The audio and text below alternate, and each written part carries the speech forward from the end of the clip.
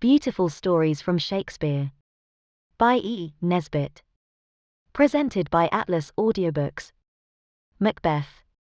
When a person is asked to tell the story of Macbeth, he can tell two stories. One is of a man called Macbeth who came to the throne of Scotland by a crime in the year of our Lord 1039, and reigned justly, and well, on the whole, for 15 years or more. This story is part of Scottish history. The other story issues from a place called imagination. It is gloomy and wonderful, and you shall hear it. A year or two before Edward the Confessor began to rule England, a battle was won in Scotland against a Norwegian king by two generals named Macbeth and Banquo. After the battle, the generals walked together towards Forres, in Elgishire, where Duncan, King of Scotland, was awaiting them. While they were crossing a lonely heath, they saw three bearded women, sisters, hand in hand, withered in appearance, and wild in their attire. "Speak, who are you?" demanded Macbeth. "Hail, Macbeth, chieftain of Glamis," said the first woman. "Hail, Macbeth, chieftain of Cawdor," said the second woman. "Hail, Macbeth, king that is to be," said the third woman. Then Banquo asked, "What of me?" and the third woman replied, "Thou shalt be the father of kings." "Tell me more," said Macbeth. "By my father's death I am chieftain of Glamis, but the chieftain of Cawdor lives, and the king lives, and his children live. Speak, I charge you." The women replied only by vanishing, as though suddenly mixed with the air. Banquo and Macbeth knew then that they had been addressed by witches, and were discussing their prophecies when two nobles approached. One of them thanked Macbeth, in the king's name, for his military services, and the other said, "He bade me call you chieftain of Cawdor."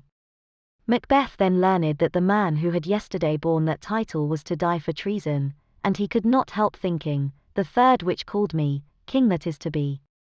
"Banquo," he said, "you see that the witches spoke truth concerning me. Do you not believe, therefore, that your child and grandchild will be kings?" Banquo frowned. Duncan had two sons, Malcolm and Donalbain, and he deemed it disloyal to hope that his son Flence should rule Scotland. He told Macbeth that the witches might have intended to tempt them both into villainy by their prophecies concerning the throne. Macbeth, however, thought the prophecy that he should be king too pleasant to keep to himself, and he mentioned it to his wife in a letter. Lady Macbeth was the granddaughter of a king of Scotland who had died in defending his crown against the king who preceded Duncan, and by whose order her only brother was slain. To her, Duncan was a reminder of bitter wrongs. Her husband had royal blood in his veins, and when she read his letter, she was determined that he should be king. When a messenger arrived to inform her that Duncan would pass a night in Macbeth's castle, she nerved herself for a very base action. She told Macbeth almost as soon as she saw him that Duncan must spend a sunless morrow. She meant that Duncan must die, and that the dead are blind. "We will speak further," said Macbeth uneasily, and at night, with his memory full of Duncan's kind words, he would fain have spared his guest. "Would you live a coward?" demanded Lady Macbeth, who seems to have thought that morality and cowardice were the same. "I dare do all that may become a man," replied Macbeth, "who dare do more is none." "Why did you write that letter to me?" she inquired fiercely, and with bitter words she egged him on to murder, and with cunning words she showed him how to do it. After supper Duncan went to bed, and two grooms were placed on guard at his bedroom door.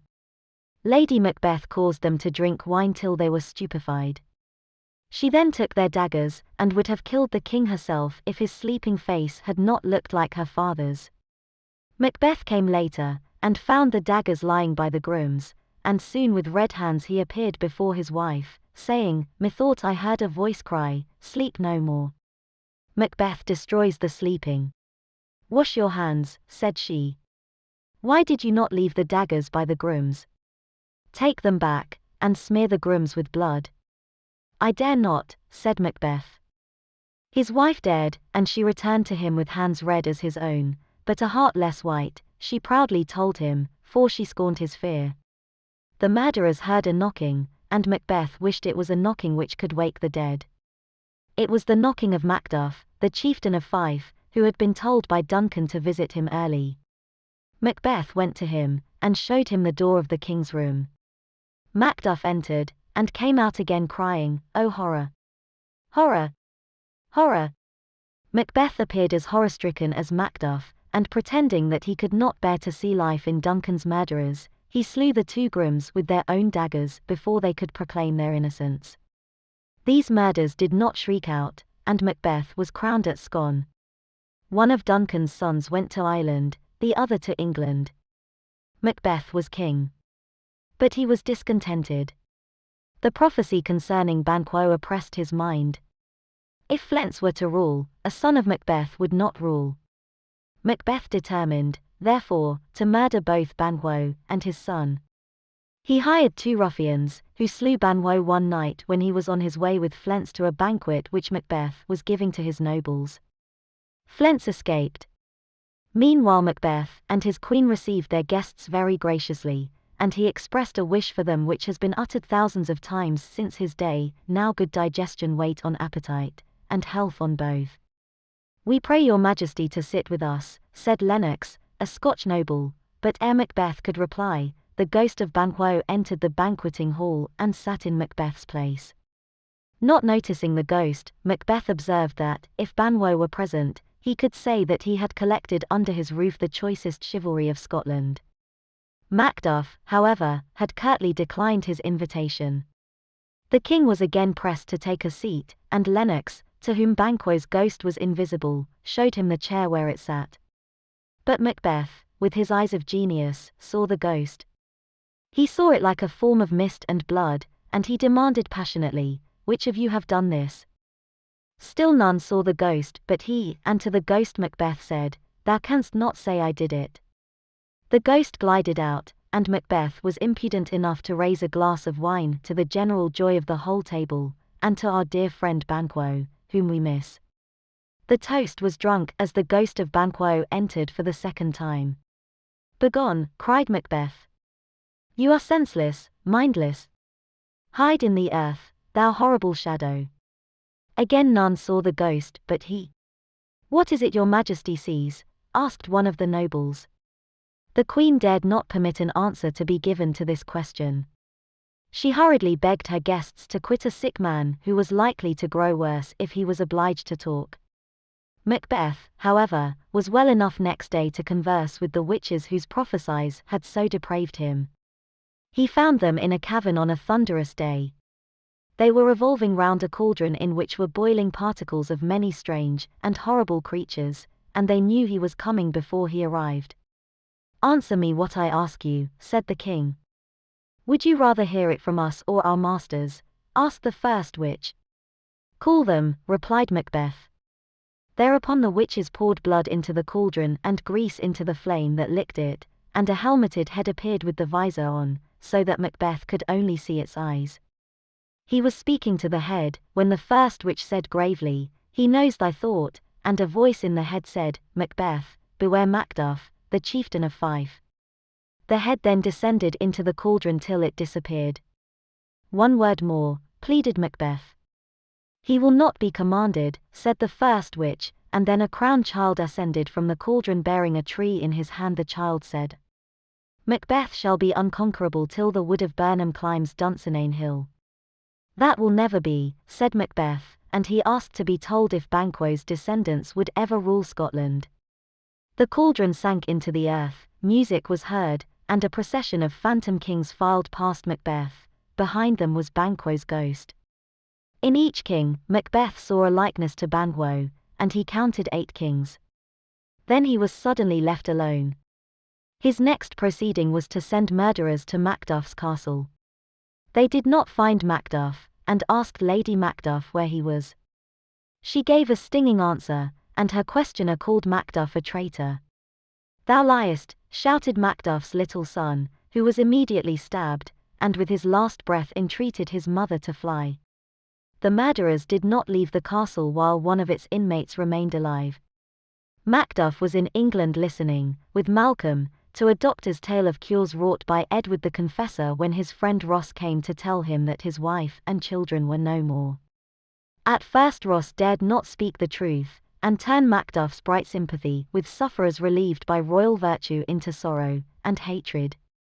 But when Malcolm said that England was sending an army into Scotland against Macbeth, Ross blurted out his news, and Macduff cried, "All dead, did you say? All my pretty ones, and their mother? Did you say all?" His sorry hope was in revenge, but if he could have looked into Macbeth's castle on Dunsinane Hill, he would have seen at work a force more solemn than revenge. Retribution was working, for Lady Macbeth was mad. She walked in her sleep amid ghastly dreams. She was wont to wash her hands for a quarter of an hour at a time, but after all her washing, would still see a red spot of blood upon her skin. It was pitiful to hear her cry that all the perfumes of Arabia could not sweeten her little hand. "Canst thou not minister to a mind diseased?" inquired Macbeth of the doctor, but the doctor replied that his patient must minister to her own mind. This reply gave Macbeth a scorn of medicine. "Throw physic to the dogs," he said, "I'll none of it." One day he heard a sound of women crying. An officer approached him and said, "The Queen, your Majesty, is dead." "Out, brief candle," muttered Macbeth, meaning that life was like a candle, at the mercy of a puff of air. He did not weep, he was too familiar with death. Presently a messenger told him that he saw Birnam Wood on the march. Macbeth called him a liar and a slave, and threatened to hang him if he had made a mistake. "If you are right you can hang me," he said. From the turret windows of Dunsinane Castle, Birnam Wood did indeed appear to be marching. Every soldier of the English army held aloft a bough which he had cut from a tree in that wood, and like human trees they climbed Dunsinane Hill. Macbeth had still his courage. He went to battle to conquer or die, and the first thing he did was to kill the English general's son in single combat. Macbeth then felt that no man could fight him and live, and when Macduff came to him blazing for revenge, Macbeth said to him, "Go back, I have spilt too much of your blood already." "My voice is in my sword," replied Macduff, and hacked at him and bade him yield. "I will not yield," said Macbeth, but his last hour had struck. He fell. Macbeth's men were in retreat when Macduff came before Malcolm holding a king's head by the hair. "Hail, King," he said, and the new king looked at the old. So Malcolm reigned after Macbeth, but in years that came afterwards the descendants of Banquo were kings.